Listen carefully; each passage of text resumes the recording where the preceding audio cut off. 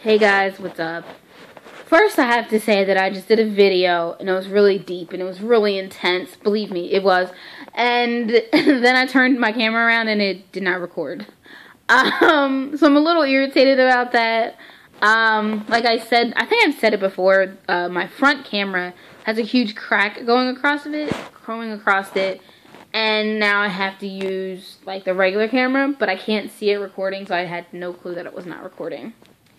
Anyway, sorry, the camera's probably like all over the place right now.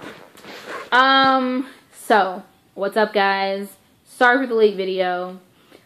This week we're talking about self-acceptance. I feel like now I want to say it really, really fast, talk really, really fast, and I'm a little irritated. So it's interesting. I took some time and I thought about like my journey of self-acceptance, but at the same time I'm like, does the journey ever end? I can think of the first time that I really like tapped into like my quote, I would say like the journey itself was in high school when India.Arie came out. She sung a song, and I can't think of the song right now. And Happy is going through my head right now. I can't sing. And she's like, I'm not the average girl from your video. My worth ain't determined by the price of my clothes. No matter, I can only be the India.Arie, right? So that song was like big for me. My hand hurts. Oh, cramp. That song was big for me. In a lot of different ways. And I'll say, number one, very positive song. I have never been one to like be really into rap, really into negative songs and things like that. And it piqued my interest. First off, I watched the video. And this woman was probably a little darker than me. Huge smile. And she had natural hair. And for me, it's completely like nothing surrounding me. Nothing. I would say that I didn't really grow up with just predominantly white, like in a predominantly white area. More so where I lived was predominantly white. There were kids in my school. There was a little bit of diversity. But yeah. One thing that I can remember about my high school days, a boy called me a cockroach once, right? And his reasoning for calling me a cockroach was because I'm black, I'm dark, oh my god, I'm so dark, right? I don't ever think that I was not attractive because of the color of my skin. Like, I've never thought that. But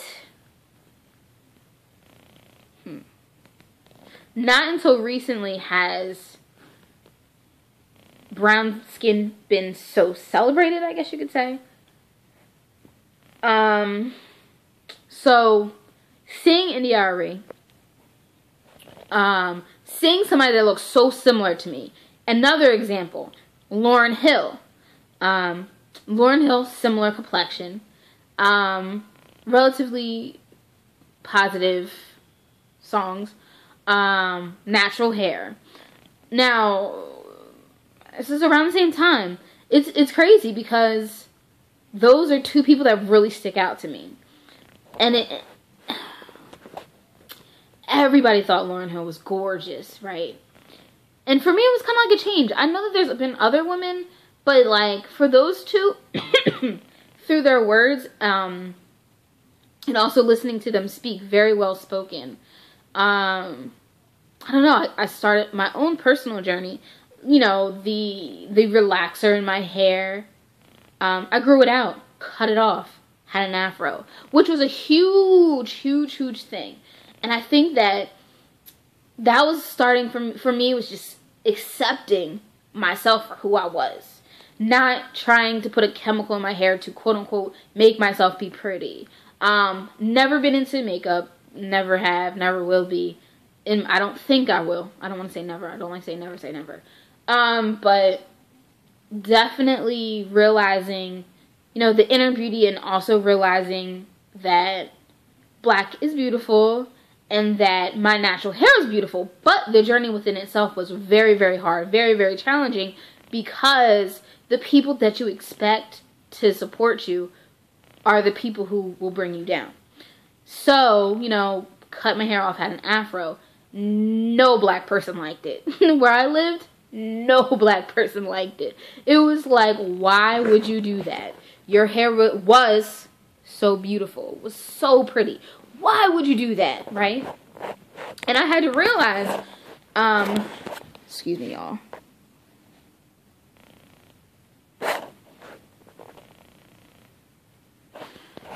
Sorry. I had to realize that my definition of beauty versus other people's definition of beauty was different. And that my hair didn't define who I was.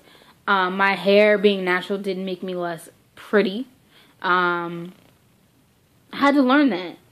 And something I did have to learn, anybody that was not black supported me. People loved it. But for some reason, black people in the community that I grew up in, like, hated it, despised it, would say nasty things. So that was my journey. And it's interesting because it was just kind of like a point where I definitely was like, I don't fucking care what anybody else thinks.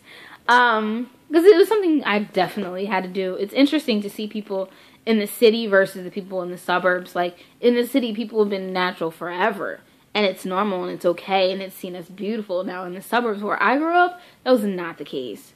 So that was definitely self-acceptance. Accepting myself for who I was, who I am. Brown skin did not equate to anything negative. You know, it was, I'm still beautiful. I have an afro and I'm still beautiful. YouTube was helpful with that process as well.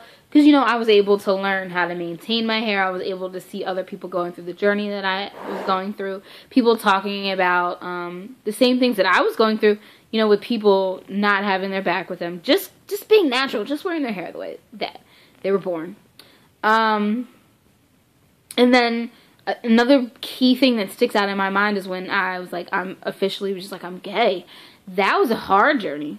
I feel like both journeys... And the whole journey of self-acceptance within itself is, for me, it has been like reteaching myself and becoming more open-minded to things that I didn't necessarily know about as a child. You know, there are things that you're taught as a child, but then you have to, as an adult, as you grow, you know, learn your own opinions and realize how you really view things and not necessarily just going by, oh, my mom feels this way, or my dad feels this way, or what have you, or my friends' families, whatever.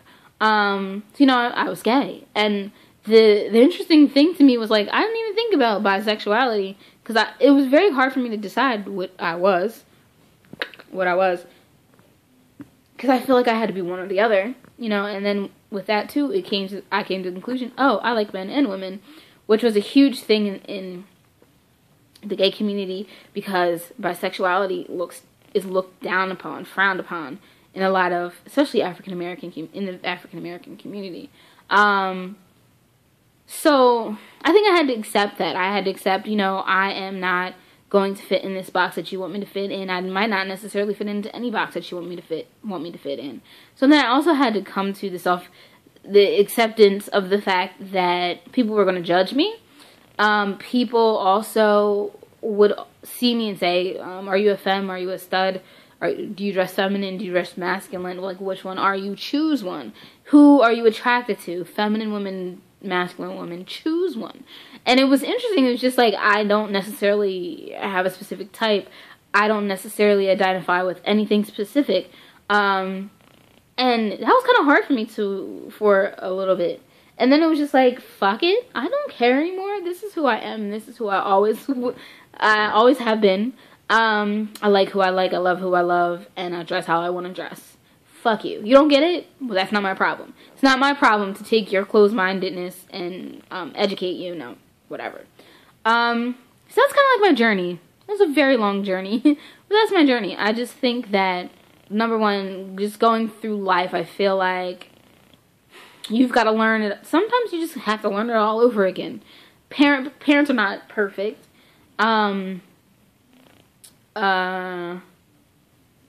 I mean, I accept myself for who I am. I love my girlfriend. I love the clothes that I have in my closet. I have some dresses in there. Don't like wearing dresses.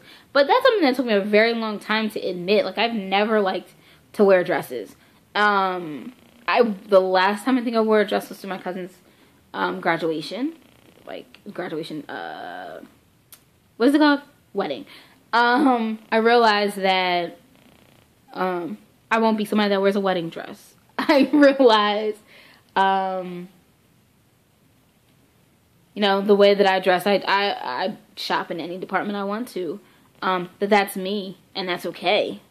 So yeah, I hope this is recording. I really don't feel like recording this again, because I talked a lot.